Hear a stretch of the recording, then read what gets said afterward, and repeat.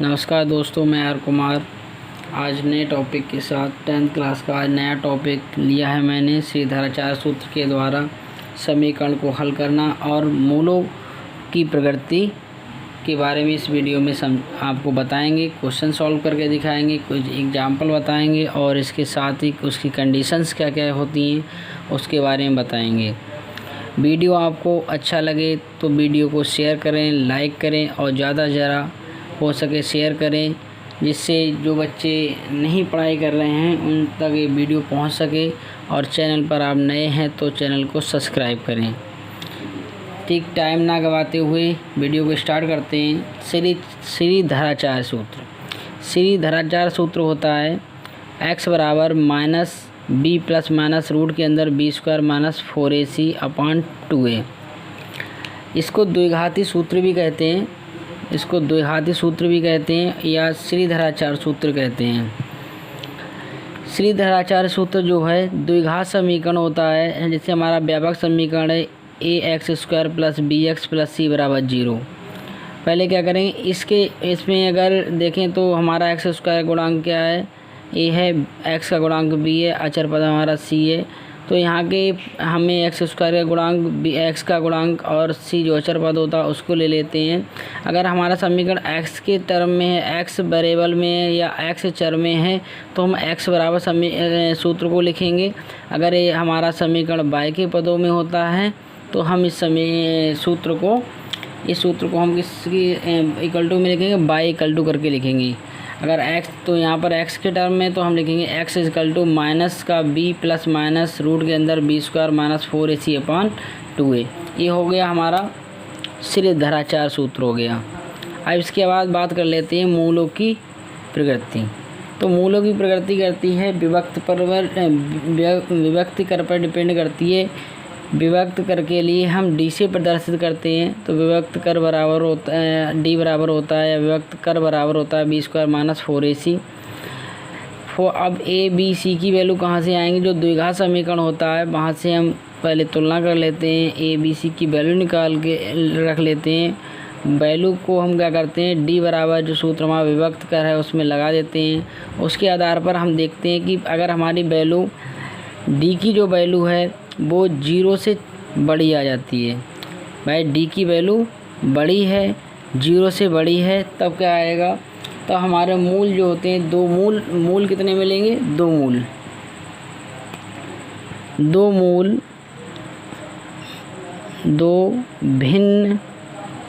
भिन्न मूल होंगे तथा मूल वास्तविक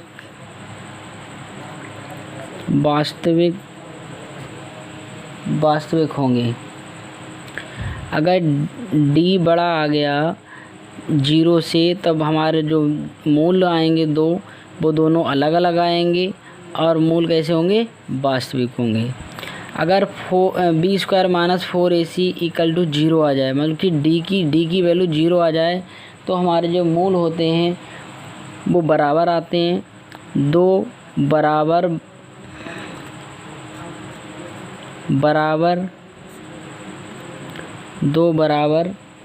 मूल होंगे तथा वास्तविक मूल होंगे। कैसे होंगे, वास्तविक मूल होंगे। अब तीसरी कंडीशन है हमारी, तीसरी कंडीशन है कि d की वैल्यू छोटी होनी चाहिए 0 से।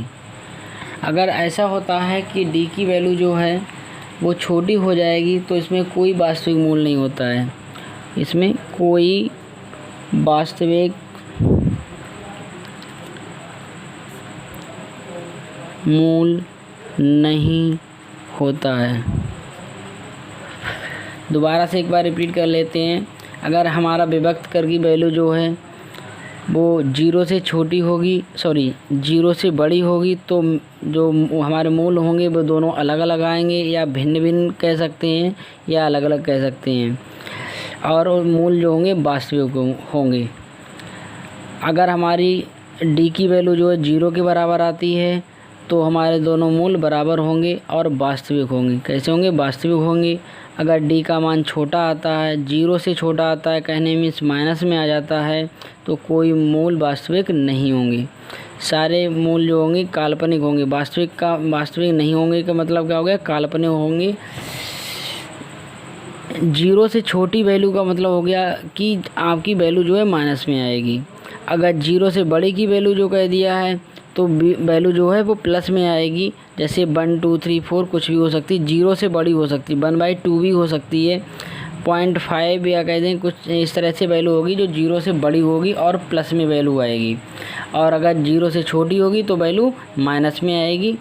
1/2 भी हो सकती है, 1 हो सकती है, 2 हो सकती है, 4 हो सकती है, कोई भी वैल्यू आ सकती है, लेकिन वो वैल्यू माइनस में आएगी। जिस वजह से मूल हमारे कैसे होंगे? कोई वास्तविक मूल नहीं होता है, अर्थात काल्पनिक मूल होते हैं। अब हम कुछ क्वेश्चन देख लेते हैं। जैसे हमारा विभक्त कर निकालने के लिए आ जाए, केवल विभक्त कर की वैल्यू पूछ ली जाए, तो हम एक समीकरण ले लेते हैं। 2x² - 4x + 3 = 0। इसमें क्या करेंगे? सबसे पहले मैंने बताया कि ax² + bx + c = 0 से तुलना करने पर करेंगे। तुलना करने पर क्या होगा? a की वैल्यू x² के गुणांक की तुलना x² वाले से करेंगे तो a बराबर कितना हो जाएगा? 2 हो जाएगा। x² गुणांक है, यहाँ पे x² का गुणांक a है, यहाँ पे x² का गुणांक 2 है, तो x² को छोड़ दिया जाता है, उसके गुणांक को केवल बराबर किया जाता है। इसके बाद b बराबर कितना हो जाएगा? -4 हो जाएगा। यहाँ पर प्लस वैल्यू है, यहाँ पर ये b का है, प्लस का है, और यहाँ पर माइनस का है, इसीलिए यहाँ पर -4 आ जाएगा। अगर ये प्लस होता है, यहाँ पर भी प्लस का होता तो वैल्यू हमारी प्लस की आती। यहाँ सूत्र में हमेशा प्लस होता है, ऐसा नहीं होता है कि यहाँ पे माइनस मान लेंगे आप। यहाँ हमेशा प्लस की वैल्यू होती है, और अगर यहाँ माइनस की वैल्यू होगी समीकरण में हमारे, तो हम यहाँ पर वैल्यू माइनस की लिख देंगे। c बराबर कितना हो जाएगा? 3 हो जाएगा। अब हमें d की वैल्यू निकालनी है, तो d बराबर होता है b² - 4ac। जब हमें व्यक्त कर निकालना होता है तो ये हो गया कि क्या हो जाएगा? यहाँ पर वैल्यू लगा देंगे -4 का होल स्क्वायर माइनस है 4 गुणा a की वैल्यू 2 और c की वैल्यू 3 हो गई। इसके बाद इसको सॉल्व करेंगे तो ये आ जाएगा, इसको यहाँ पर देख लें, ये आ जाएगा -4 की 2 बार गुणा करेंगे 4 चौक 16 हो जाएगा, -4 दूनी 8 और 8 8 24, तो ये आ जाएगा। घटाएंगे तो माइनस की वैल्यू बड़ी है तो माइनस चिन्ह आ जाएगा। 24 में से 16 जाएंगे तो कितना बचेगा? -8। ये वैल्यू 0 से छोटी है। मैंने आपको बताया था कि d की वैल्यू जब 0 से छोटी होगी, d की वैल्यू हो गई, यहाँ पर देखें d की वैल्यू माइनस में आ गई। कितनी? -8 आ गई है, बल्कि ये 0 से छोटी है। अगर ये वैल्यू 0 से छोटी है तो मूल इसके कैसे हो जाएंगे?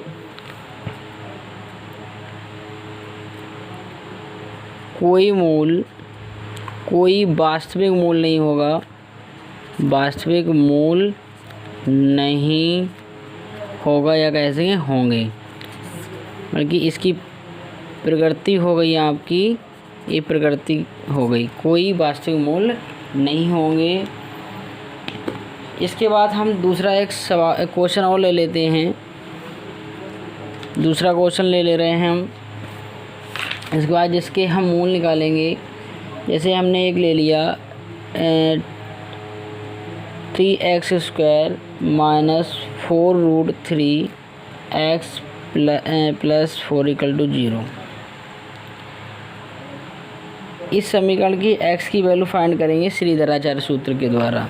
अगर हम तुलना करेंगे तो यहाँ पर a बराबर 3 आ जाएगा, b बराबर आ जाएगा -4√3 और c बराबर आ जाएगा 4। श्रीधराचार्य लिखेंगे। श्रीधराचार्य सूत्र या इसे द्विघाती सूत्र भी कहते हैं। x के टर्म में आपका समीकरण है तो x बराबर लिखेंगे माइनस का b प्लस माइनस रूट के अंदर आ जाएगा b² - 4ac अपान में 2a। तो यहाँ पर वैल्यू लगा दें। ये माइनस की वैल्यू b की है तो माइनस और माइनस प्लस हो जाएगा, तो 4√3 आ जाएगा प्लस माइनस रूट के अंदर लिखेंगे -4√3 -4 गुणा एक ही वैल्यू कितनी है, एक ही वैल्यू है 3 गुणा 4, नीचे आ जाएगा हमारा 2 गुणा 4, तो वैल्यू आ जाएगा √4√3 प्लस माइनस रूट के अंदर 4 की 2 बार गुणा करें 4 चौक 16 आ जाएगा, √3 की गुणा हो जाएगी तो रूट हट जाएगा यहाँ से, तो 3 आ जाएगा, 16 3 48 हो जाएगा, और माइनस 4 चौक 16, 16 3 48, अपान में कितना हो गया 4 दूनी 8, तो इसमें से 48 में से 48 घट जाएंगे, 0 आ जाएगा, 0 का रूट निकालें 0 हो गया, तो ये इधर की टर्म कैंसिल हो जाएगी। यहाँ पे 4√3 आ गया, बटे कितना आ गया 8, काट देंगे 4 कम 4, 4 दूनी 8, तो आ गया √3/2 आ गया, इसकी x की वैल्यू निकल के आ गई। ये हमारा ये आंसर हो गया।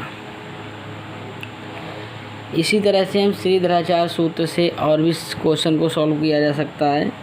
ये मैंने एक सवाल ले लिया श्रीधराचार्य सूत्र से आपको करवा दिया, इसके अलावा और भी सूत्र से श्रीधराचार्य से और भी वैल्यू आप निकाल सकते हैं। इसके आगे मैं एक क्वेश्चन और ले लेता हूँ जिसमें आपसे पूछा जाता है कि द्विघात समीकरण में k का ऐसा मान ज्ञात कीजिए उसके दो मूल बराबर हों। इस तरह से आपको समीकरण दे देगा 2x² प्लस का kx प्लस 3 = 0। ये आपको एक समीकरण दे देगा और कहेगा k का मान निकालो, k की वैल्यू क्वेश्चन मार्क, k की वैल्यू क्वेश्चन मार्क हो जाएगी। तो हम क्या करेंगे, इसकी तुलना करेंगे, ax plus bx plus c बराबर 0 से तुलना। अगर हम तुलना करेंगे तो a बराबर कितना आ जाएगा 2, b बराबर k और c बराबर 3। मूल बराबर होते हैं, मूल बराबर होने पर हमारे पास एक कंडीशन आ जाती है b² - 4ac बराबर 0। ये कंडीशन हमने आपको मूलों की प्रकृति थी उस समय उसको बताया था कि जब मूल बराबर होते हैं तो b² - 4ac बराबर 0 आ जाता है। अब यहाँ पर ये तीनों वैल्यू लगा देंगे तो b की वैल्यू आपकी k² हो जाएगी, -4 × 2 × 3 = 0।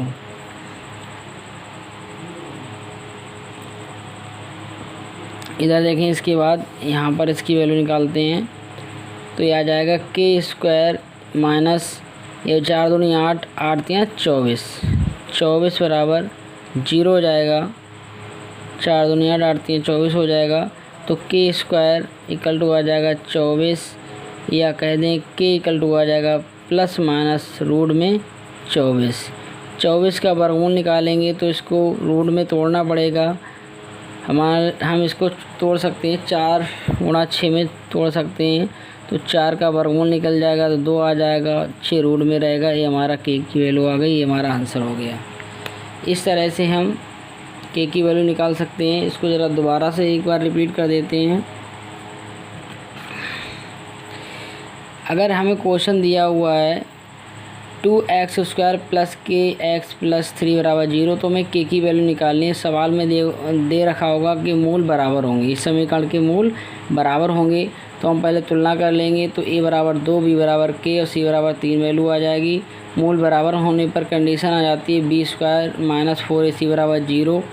तो b की वैल्यू k रखी, k² - 4 × 2 × 3 = 0 हो जाएगा। इनकी गुणा करेंगे तो कितना आ गया, 4 दूनी 8, 8 3 24, 24 k² - 24, k² - 24 बराबर 0 हो गया। इस माइनस की वैल्यू है बराबर के राइट हैंड में ले जाएंगे, मतलब कि बराबर के दूसरी तरफ ले जाएंगे तो 24 हो जाएगा प्लस का, तो k बराबर हो जाएगा 2 पावर है, यहाँ स्क्वायर लगा हुआ बराबर के दूसरी तरफ जाएगी तो स्क्वायर रूट हो जाएगी, मतलब कि वर्गमूल का चिन्ह हो जाएगा। और इसका जब वर्गमूल निकालते हैं तो प्लस माइनस चिन्ह आ जाता है। 24 को हमने फैक्टर कर लिए, 4 × 6, 4 का वर्गमूल निकाल जाता है 2, तो आंसर आ गया +-2√6। ये हमारा आंसर हो गया। मैं आपको दोबारा से एक बार रिपीट करा दूं। सबसे पहले आपको मैंने श्रीधराचार्य सूत्र या कहें द्विघाती सूत्र आपको बताया, द्विघाती सूत्र बता दिया। इसके बाद प्रकृति बता दी, मूलों की प्रकृति बताई, और इन पर आप प्रकृति के बारे में डी मैंने आपको निकालना बताया, डी विभक्त कर कैसे निकालते हैं। और मूलों की प्रकृति के बारे में बताया किस तरह से निकाली जाती है मूलों की प्रकृति, या किस तरह से मूल निकालते हैं, इस पे मैंने क्वेश्चन करा दिए। इसके बाद मैंने शिलेधाराचार्य पे एक सवाल करा दिया। और इसके बाद के की वैल्यू किस तरह से फाइंड की जाती है, जब आपको कंडीशन दी जाएगी मूल बराबर हैं, जब समीकरण के मूल बराबर हैं तो किस तरह से उसके मूलों को हम फाइंड कर के की वैल्यू कैसे फाइंड कर सकते हैं। इस तरह से हम समीकरण हमें दे रखा होगा, वहाँ से हम तुलना कर लेते हैं। तुलना करने के बाद हम b² - 4ac = 0 सूत्र लगा देते हैं और वहाँ से हमें के की वैल्यू फाइंड हो जाती है। वीडियो आपको अच्छा लगे तो शेयर करें, ज़्यादा से ज़्यादा शेयर करें, वीडियो को शेयर करें। और आप चैनल पर नए हैं तो चैनल को सब्सक्राइब करें। और कुछ लोग कमेंट कर रहे हैं कि वीडियो हमें नहीं मिल पा रही है, तो आप हमारे चैनल पर जाएं, वहाँ पर प्लेलिस्ट बनी हुई है और प्लेलिस्ट में मैंने 10th क्लास की वीडियो और 12th क्लास की वीडियो को अपलोड कर रखा है। कुछ वीडियो अपलोड कर दिए हैं और जैसे भी वीडियो बनाते रहेंगे उस तरह से और हम अपलोड करते रहेंगे। आप बस पढ़ाई करते रहें और वीडियो को शेयर करें जिससे और भी बच्चे उसका लाभ ले सकें। Thank you.